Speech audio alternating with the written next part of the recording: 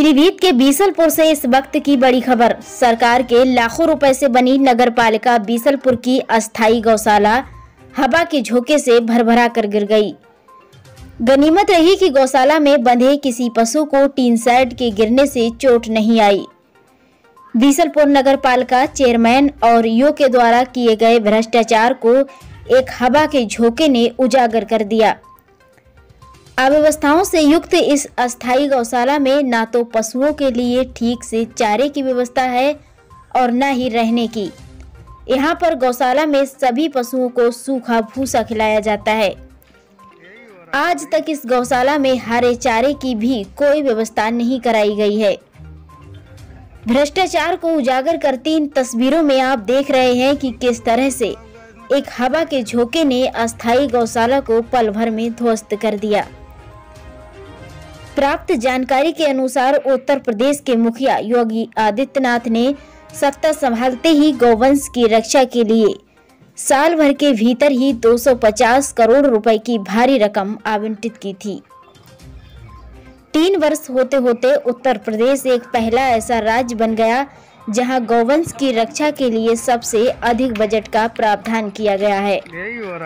वर्ष 2019-20 के लिए पेश किए गए बजट में गौवंश कल्याण के लिए विभिन्न मदों में करीब 631.60 करोड़ रुपए की व्यवस्था की गई है। प्रदेश में स्थायी और अस्थायी गौशाला बनाने के नाम पर प्राइवेट एनजीओ और लोगों को गौवंशों के शेल्टर बनाने के लिए पानी की तरह पैसा बहाया गया।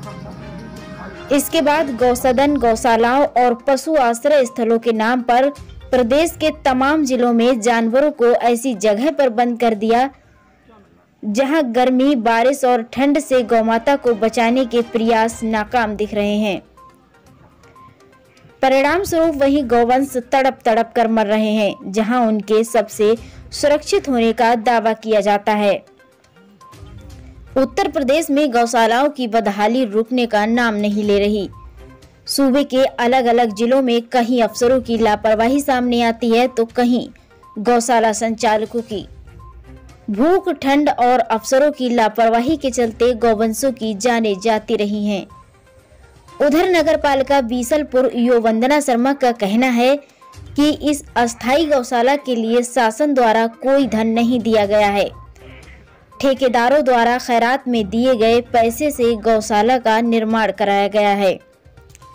वहीं हमारे संवाददाता गजराम द्वारा ईओ साहिबा से पूछा गया कि कहीं गौशाला में घटिया सामग्री से तो निर्माण नहीं कराया गया है, तो बीसलपुर नगरपालिका ईओ साहिबा बोली कि अगर ऐसी बात है तो जांच कराकर दोषियों पर कार्रवाई की जाएगी। अब जरा सोचिए, खैरात के पैसे से बनवाई गई गौशाला में अनियमितताएं पाए जाने पर आखिर किस पर कार्रवाई होगी।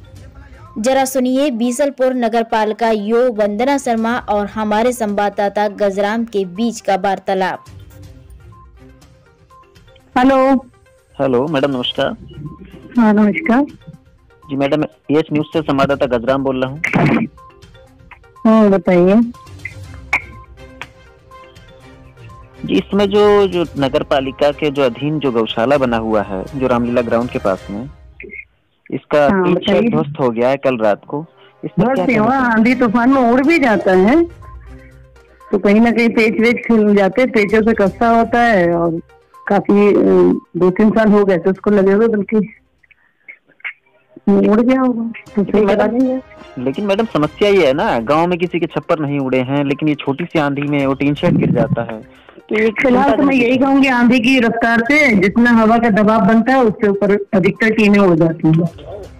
लेकिन इस पे आरोप लग रहे हैं कि घटिया सामग्री के साथ बनाया गया है जिससे ध्वस्त हो गया है, और देख भी रहा है मैडम उसके वीडियो। उसकी गुणवत्ता की जाँच हो जाएगी। अच्छा, इसका अभी तक कोई भुगतान नहीं है, आज तक सब उधारी में करवाया, ना कोई वो करवाया है, सबके दान स्वरूप ही बना है। फिलहाल इसका कोई अभी भुगतान कहीं कुछ हुआ नहीं है।